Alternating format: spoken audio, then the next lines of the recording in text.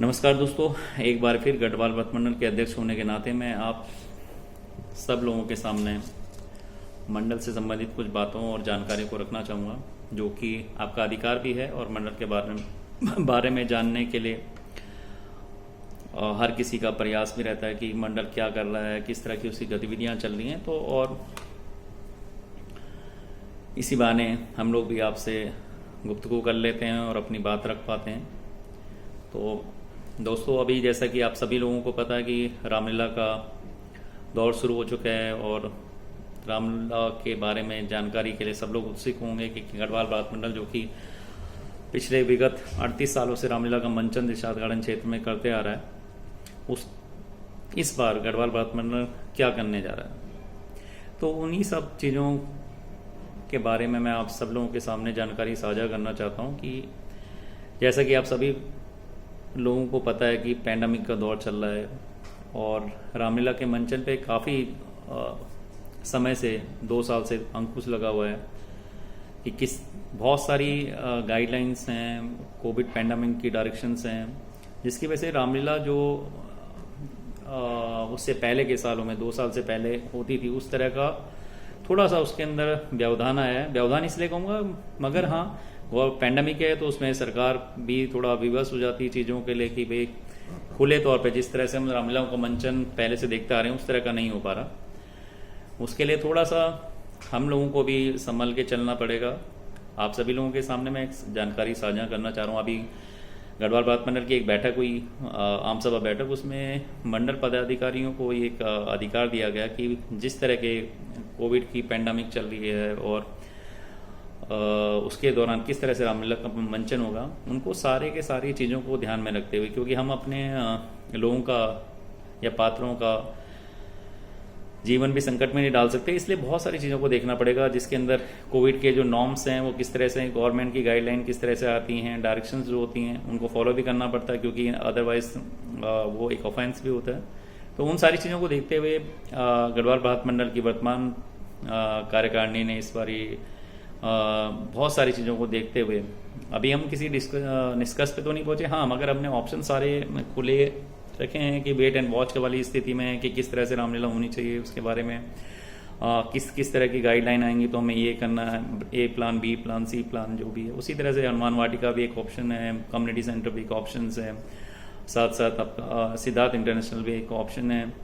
तो उन्हीं पे सारी चीज़ों पे हम लोग लगातार अपनी कोर कमेटी में, और जो पंचप्रयाग कला मंच है जिसके कलाकार हमसे जुड़े हुए हैं रामलीला के माध्यम से, और हमारी जो सारी विंग्स हैं, यूथ विंग हो गई, महिला विंग हो गई हमारा, और जो हमारी सीनियर सिटीजन का विंग है, और जो हमारी किड्स क्लब है, वो सारा लगातार इस कार्यों पे लगा हुआ है। दोस्तों, मैं एक जानकारी आपके साथ जरूर साझा करना चाहूँगा कि रामलीला कैसे होगी ये तो वक्त तय करेगा, मगर हाँ, कुछ ना कुछ ऐसा होगा जिसके लिए आपको लगेगा कि हाँ, कि वर्तमान पदाधिकारियों ने अपनी जिम्मेदारी को निभाया है, और उसमें कुछ ना कुछ चीज़ें आपको देखने को मिलेंगी। अब वो मंचन किस तरह से होगा, वो दर्शन किस तरह से होगा, वो महोत्सव किस तरह से होगा, इस पे अभी मैं आपके साथ पूरी तरह से जानकारी साझा नहीं कर पाऊंगा, मगर हाँ, आप विश्वास रखिए, मंडल पदाधिकारी होने के नाते हम लोग उस पर लगे हुए हैं। दिन रात पूरी टीम,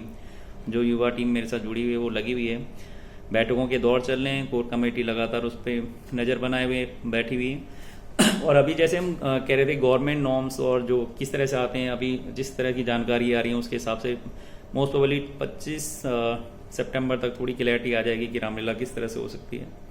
उसके बारे में जैसे हमें पता चलता, अभी हमने स्थानीय के जो कलाकार हैं उनको स्टैंड बाई के लिए कह दे कि आप रेडी रहिए, जो भी है, अगर जैसे ही हमें परमिशन मिलती है हम गो हेड देंगे।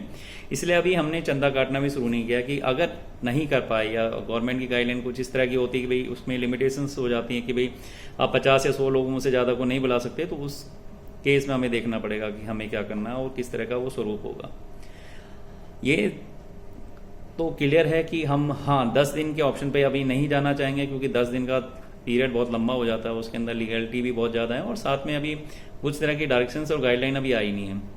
तो हम वेट और वॉच कर रहे हैं, जैसे हमारे पास जानकारी उपलब्ध हो पाती हैं और जिस हिसाब से हम देखते हैं कि कम समय में अच्छे तरीके से हम क्या कर पाते हैं उसको हम आगामी 30 तारीख तक आपको कंफर्म कर देंगे। अभी अटकलें चल रही हैं बाहर मार्केट में गढ़वाल भात मंडल की रामलीला के बारे में, तो मैं आप सभी को कॉन्फिडेंस में या आप सभी को विश्वास दिलाना चाहता हूं कि जो भी चीज़ें होंगी वो पारदर्शिता से होंगी और जो भी जानकारी दी जाएगी वो मंडल पोर्टल की तरफ से दी जाएगी। अभी कोई भी माननीय सदस्य या कोई भी हमारे जो गढ़वाल भात मंडल से जुड़ा हुआ सदस्य ये अभी ये ना माने कि रामलीला हो ही रही है, ये भी ना माने कि नहीं हो रही है, हो क्या रही है नहीं हो रही है, ये आपको हम 30 तारीख को, जैसा कि हमने आम सभा बैठक में भी कहा था कि जो भी चीज़ें होंगी वो सार्वजनिक रूप से मंडल पदाधिकारी और या मंडल प्रवक्ता जो है उसको बता देंगे। और ये इसलिए भी ज़रूरी है क्योंकि जो भी चीज़ आएगी वो मंडल की ऑफिशियल पोर्टल से, यूट्यूब चैनल से, वेबसाइट से या व्हाट्सएप ग्रुप के माध्यम से आप सब लोगों को पता चलेगी। मगर हाँ, हमने ये जरूर किया कि जितने भी लोग हमसे जुड़े हुए थे हमने उनके साथ कार्यों का बंटवारा किया हुआ, साथ में उनको बताया हुआ कि आप अपनी तरफ से कोई भी कमी ना छोड़िए, आप तैयारी कीजिए। हो सकता है आज या कल जिस तरह से गाइडलाइन आती है उसके बारे में जैसे हमें पता चलता है तो वो स्वरूप की संरचना हम लोग करेंगे और किस तरह से उसको करना है वो सारी की सारी जानकारी हम गढ़वाल भात मंडल के जो पब्लिक डोमेन के जो प्लेटफॉर्म है उसके अंदर हम लोग साझा करेंगे और आप सभी लोगों को सूचना उपलब्ध हो जाएगी किस तरह से कार्यक्रम होंगे। तो मैं यही जानकारी आपके साथ आज साझा कर सकता हूं क्योंकि इसके अलावा मेरे पास कोई जानकारी भी फिलहाल उपलब्ध नहीं है। संस्था करना बहुत कुछ चाहती है मगर कुछ नॉर्म्स ऐसे हैं कि वो अब पेंडेमिक का दौर भी चल रहा है तो इसलिए सारी चीज़ें थोड़ा सा डिपेंडेंसी हमारी अपने पहले कलाकारों पे और जो हमारी मैनेजमेंट कमेटी होती है उससे छोड़ के अब थोड़ी गवर्नमेंट पॉलिसी भी आ गई है, जो कि दिल्ली में अगर हम रह रहे हैं तो नेचुरली बात है नॉर्म्स को और जो उनकी जो अभी टर्म्स एंड कंडीशंस आती हैं कि रामलीला को किस तरह से हमें करना चाहिए, क्या करना चाहिए, वो जैसे ही हमें पता चलता है हम उस पर जरूर कुछ ना कुछ करेंगे। मगर हाँ, कुछ करेंगे ऐसा जिसके हम मंडल का मान सम्मान और जो गरिमा मंडल की बनी हुई है समाज के अंदर उसको बनाए रखें और ज़्यादा से ज़्यादा लोगों को हम जोड़ पाएँ। तो मैं सभी लोगों से आह्वान करूँगा कि आप अपनी छोटी छोटी मानसिकता को छोड़ के गढ़वालवाद, कुमाऊँवाद, आप ठाकुरवाद, ब्राह्मणवाद, आप इन सारी परिस्थितियों से सब बाहर निकल जाइए और एक समाज को एक स्ट्रांग बनाने के लिए सब लोग जुट जाइए। क्योंकि राम जो है वो किसी जाति विशेष के नहीं है, वर्ग विशेष की नहीं है, किसी मंडल विशेष की नहीं है। तो मैं सभी लोगों से एक आग्रह भी करता हूँ कि अगर हम राम का मंचन और 38 साल से करते आ रहे हैं तो हमें उसमें हमेशा ये समझने को मिलता है कि राम जी की जो रामलीला है उसमें समावेश है हर तरह के, हर वर्ग के, हर जात के, हर प्रांत के लोगों का समावेश है, तभी वो पूरी की पूरी राम दर्शन हम देखने को मिलता है। तो मैं चाहता हूँ कि रामचंद्र जी के चरित्र से आप सब लोग सीखेंगे और हम जो प्रवासी जो उत्तराखंड से यहाँ पे आए हैं अपने छोटे छोटे जो इशूज़ हैं या जो हमारे बीच के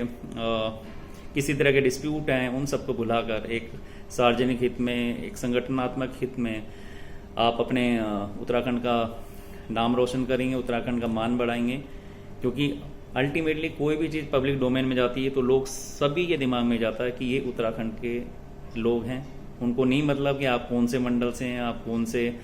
समिति से हैं। उनको ये लगता है कि हाँ ये राम कार्य जो है ये पहाड़ी या उत्तराखंड के लोग ही करते हैं और ये मैसेज हमें सबको देना पड़ेगा। इसके लिए मैं आप सभी लोगों से आह्वान करता हूँ कि सब लोग जुट जाइए। जैसे ही सूचना हम आपको प्रेषित करेंगे या सूचनाओं के हमारे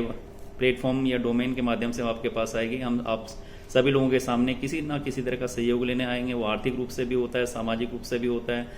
एक दर्शक के रूप में भी आपका सहयोग हमारे लिए बहुत महत्वपूर्ण होता है और साथ में जो चाहे वो विज्ञापन है या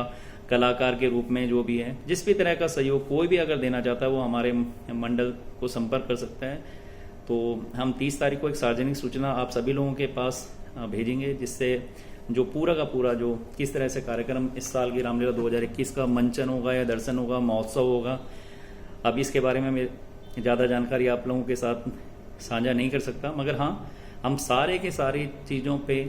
नज़र बनाए हुए हैं, इतना ज़रूर विश्वास दिलाना चाहता हूँ। और हो सकता है आने वाले टाइम में 30 तारीख से पहले भी आपको कुछ जानकारियाँ साझा कर पाएँ, इसी उम्मीद के साथ कि आप अगर रामलीला होती है या नहीं होती है, हर हाल में अपने संगठन के, अपने समाज के साथ खड़े रहें। और अगर इस संदर्भ में आपका कोई भी सुझाव है या आप हमसे जुड़ना चाहते हैं तो प्लीज़ हमें कांटेक्ट कीजिए। जैसा भी आप हमें मार्गदर्शन करेंगे, जैसा भी आपकी समझ और आपके सुझाव हम तक पहुंचेंगे, हम उस पर कुछ ना कुछ जो है उसका संज्ञान लेंगे और उस तक पहुंचने का, या जो आप हमसे उम्मीद बनाए बैठे हैं या आप हमसे उम्मीद लगाए बैठे हैं कि गढ़वाल व्रतमंडल के पदाधिकारी हमें इस तरह से हमें इन सारी चीज़ों में सहयोग करें या इस तरह से इसका मंचन होना चाहिए, तो उम्मीद करते हैं कि आप सब अपने सुझावों के साथ हमसे बात करेंगे और अपने जो बहुमूल्य सुझाव हैं हमें किसी न किसी माध्यम से भेजते रहेंगे। धन्यवाद। जय श्री राम, जय बद्र विशाल। नमस्कार।